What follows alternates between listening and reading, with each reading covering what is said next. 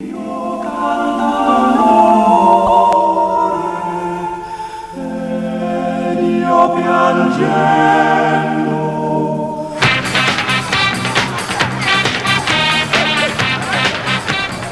is a film about popular songs, not today's rock music, but the very first music to win widespread international popularity.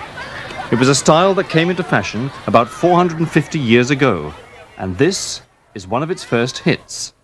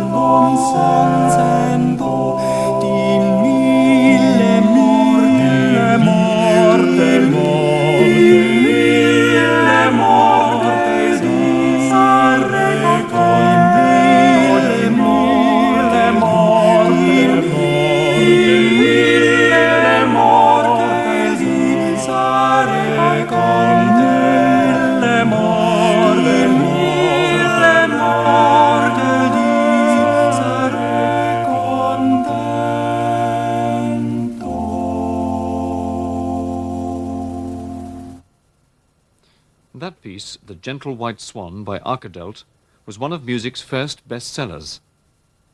From its publication in 1539, it went through more than 40 editions over the next 100 years, a century that was the age of the madrigal. Now, the word madrigal, to many people, means something more like this. Now is the month of May, when merry lads are playing, fa-la-la-la-la-la-la, fa-la-la-la-la-la-la. Now is the month of May, when merry lads are playing, fa-la-la-la-la-la-la, fa-la-la-la-la-la-la. Well, that is a madrigal, but it's by no means the whole story.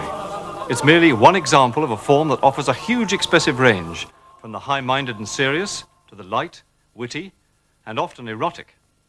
And being an English madrigal is just one variation of a style that was the rage of all Europe. But really, its proper place is later in our story, which we're beginning in the northern Italian town of Mantua. It was here, in a sense, that the madrigal was born, and where it, well, not so much as died, has changed into something else. This palace, the largest in all Europe, was the home of the Gonzaga family. They had been the most important family in Mantua since the 14th century, when one Luigi Gonzaga led a gallant band who freed the city from oppressors. The family continued to protect the city, first as captains, then as marquises, and finally, in 1530, as dukes of Mantua. But the person who is so important to the beginnings of our story was a Gonzaga only by marriage. She was Isabella d'Este, daughter of the neighboring Duke of Ferrara and wife of Francesco, the fourth Marquis of Mantua. Isabella came here in 1490 at the age of 16, and for most of the next 50 years held sway here. For long periods she ran the political affairs of the city, for the years while her husband was held hostage in Venice, and then again as regent for her son until he came of age. But politics were not her main interest. Her consuming passion was for the arts. As a Renaissance ruler, she thought it part of her duty, but even so, Isabella's enthusiasm went well beyond what was expected of her. She immediately set about extending the Gonzaga collection of antiquities and was quite ruthless about getting the things she wanted. When she borrowed pieces to study, their owners found it very hard to get them back. Her advisors included Leonardo da Vinci, who drew this portrait of her. Though she preferred the artworks of the ancients, she did commission many new ones: poetry, paintings, sculpture, ceramics, and even jewellery. Many of the finest works are stored here in her grotto and in its adjoining studiola. There are two in the palace. This was the second suite of its kind, which was built for her on the ground floor when she'd grown older and rather stouter.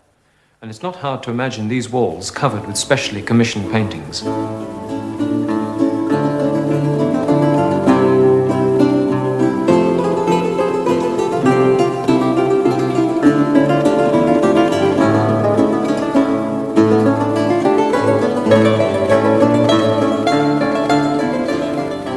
At one end of the room, there were two bronze statuettes of Cupid, one by Michelangelo and the other by the most famous of all the Greek sculptors, Praxiteles.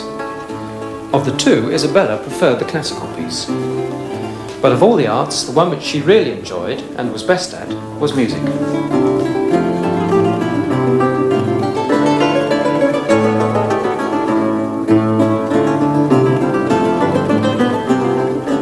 The ceiling was decorated with her motto and her device, a clef with the 7 sorts of musical rests used at the time.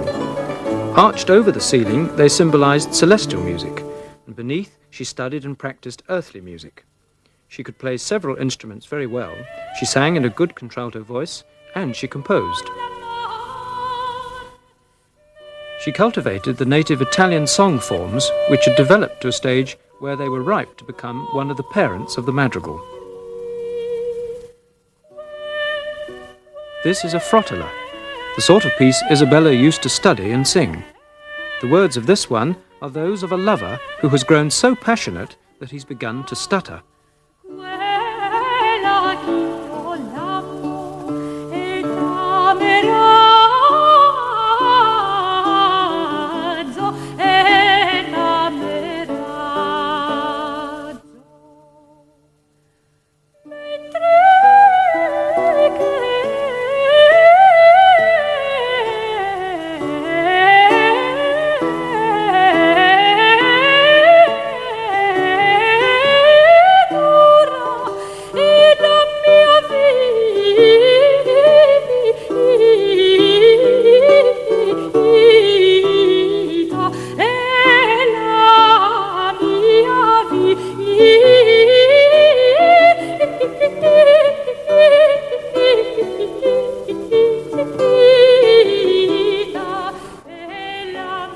In Isabella's private garden, Anthony Rulli told us more about the forerunners of the madrigal.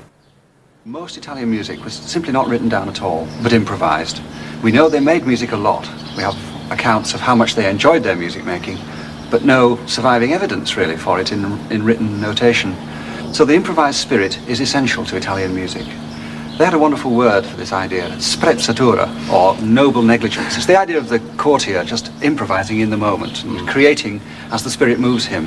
And I think this is what remained right through the 16th century.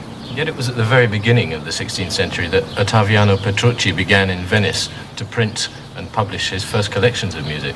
Well, that's certainly true, but I don't think this paradox is impossible to live with. The Italian improvisatory spirit was there, and added to this, Petrucci's printed volumes were a kind of codification of all current music practice: sacred, secular, serious, witty, vocal, instrumental.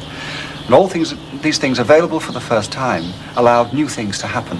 Well, up to now, we've only mentioned people with Italian names, and we know from our repertoire that many of the composers of Italian madrigals actually came from far away. Yes, they were called the Oltremontani, from the other side of the Alps. And they were employed for the serious music making, the sacred music making, for the formal services and so on. But the Italians themselves provided the music for delight and diversion. So the style of sacred music was especially developed by the men from the north. Polyphony was an inspired way of imitating the music of the angels. They believed that the angels, not having bodies, had no need to breathe, so that their music went on endlessly. Whereas men, having to breathe quite regularly, had to hide this feature in order to get closer to the angelic music, so that one voice would start, and then the other would take over. And when he had to breathe, the other voices hid that point. Creating an impression of seamlessness. Absolutely. Seamless polyphony.